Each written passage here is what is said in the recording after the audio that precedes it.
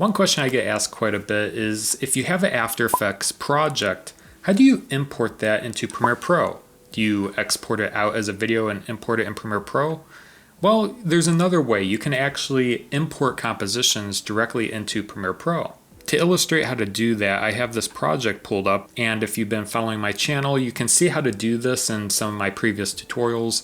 If you want to see how to create this template, a video will be up in the corner. But we have this template and we want to add it into a Premiere Pro project. Maybe we want to utilize some of the effects inside Premiere Pro. Maybe we want to add background music or sound effects.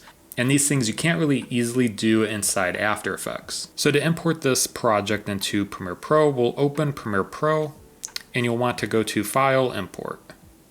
Simply navigate to the After Effects project and click Import. You'll see a box appear, and essentially what this is all the things inside your After Effects project. You'll want to expand the menu and find the composition that you want to import. Now unfortunately you can really only import one at a time, so just choose the one that you want to import and then click OK.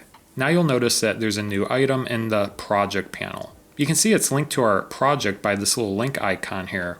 And to make a new sequence, all you have to do is click and drag this to the timeline panel, and now you have a new sequence with that linked composition. And what's nice about this is, like I said, it's linked to the After Effects project. So if you wanted to make changes to this template, you can easily go back into After Effects, say if we change the background color here to maybe a purple or a pink, and we save it, so hit Command or Control S, and if you go back into Premiere Pro, you'll notice that it will automatically update.